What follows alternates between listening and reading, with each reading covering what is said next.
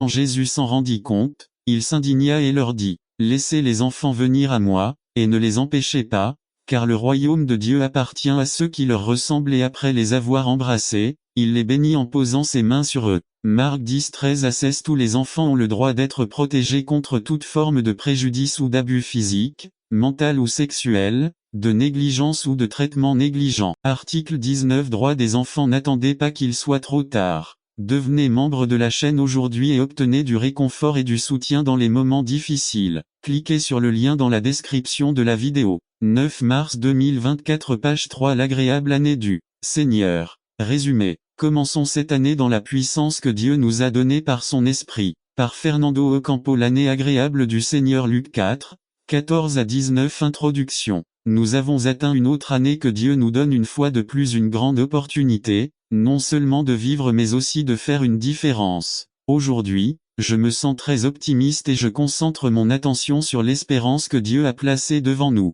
C'est pourquoi, frères bien-aimés, je vous encourage à continuer ensemble, nous encourageant mutuellement dans la course à la foi. Commençons cette nouvelle année avec Dieu. Commençons cette année dans la puissance que Dieu nous a donnée à travers son esprit. 2005 n'est pas l'année du coq, mais l'année de la faveur du Seigneur. Le texte que nous avons lu nous dit que le Seigneur Jésus, après avoir traversé une période d'épreuve dans le désert, est retourné au lieu de son éducation pour accomplir le dessein de Dieu dans la puissance de l'Esprit. Ce n'est pas que Dieu ait plusieurs desseins, mais que dans le dessein de Dieu, chacune de nos vies a une tâche spécifique à accomplir. Non pas dans notre force mais dans la puissance et la plénitude de l'Esprit du Christ. Transition. La situation de notre monde exige de nous premièrement une vie de prière et deuxièmement une vie soumise à la Seigneurie du Christ. C'est là que le dessein de Dieu s'accomplit dans nos vies. 1. Le Seigneur Jésus commence son ministère non seulement dans la puissance de l'Esprit mais aussi ayant un peuple avec des gens difficiles autour de lui. L'année agréable du Seigneur signifie que Dieu prolonge encore sa patience envers notre monde et qu'au milieu de tous les obstacles, il réalisera son plan rédempteur pour l'humanité. L'année acceptable du Seigneur signifie que Dieu nous donne une autre occasion de recommencer, de réévaluer notre vie, nos priorités et nos objectifs. Dans l'accomplissement de sa mission et de la volonté de Dieu, Jésus s'éloigne de sa famille immédiate, quittant la ville où il a grandi ainsi que la tradition religieuse. L'Esprit de Dieu ne peut pas travailler librera lorsque son peuple est limité par le traditionnalisme. C'était la puissance de l'Esprit qui a emmené Jésus dans des endroits où personne n'osait aller, il était avec des gens avec lesquels personne n'osait sortir, Jésus a fait des choses qu'aucun rabbin de son calibre ne ferait. C'est par la puissance de l'Esprit que Jésus a trouvé des disciples dans les endroits les moins prometteurs. La vision du Seigneur n'était pas la même que celle des dirigeants de son temps. Il faisait une distinction entre les justes et les pécheurs. Mais pour Jésus,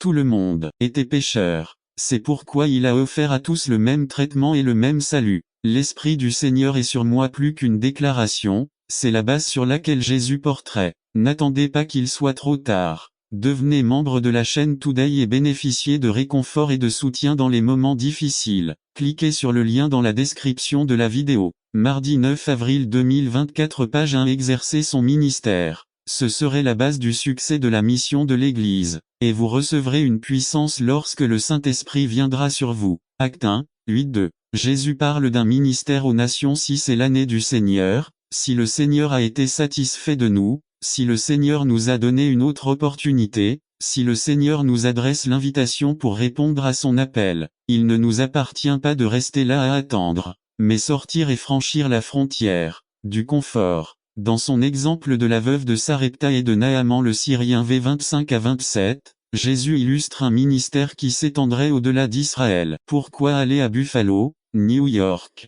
Pourquoi aller au Chili ou dans tout autre pays? Parce que dans la vision de Jésus, un ministère au-delà d'Israël est envisagé, non pas sur la base de stratégies, de méthodes d'évangélisation ou de dénomination, mais dans cette grande vérité. L'Esprit du Seigneur est sur moi, parce qu'il m'a oint. L'intérêt de Jésus était et continue d'être le peuple et ses besoins, et non l'institution ou la dénomination. Dieu a oint chacun de nous qui a cru au Christ par la foi, de son esprit. C'est ainsi que l'apôtre Jean l'exprime dans sa lettre. Vous avez l'onction du Saint, et vous savez toutes choses. 1 JN 2, 20. L'onction nous a été donnée pour annoncer la bonne nouvelle qu'en Christ il y a un but et la plénitude de la vie. Répondez à l'appel de Dieu et vivez selon les normes divines. Servir notre communauté en montrant l'amour de Dieu de manière pratique, en restaurant la vie de chaque personne que Dieu met sur notre chemin. Conclusion. Les besoins actuels de notre monde et de notre nation exigent que nous agissions. Ne précipitons pas les résultats. Laissons Dieu agir comme bon lui semble. Cette année, nous commençons avec une vision nouvelle et stimulante. Agissons et concentrons-nous sur Dieu.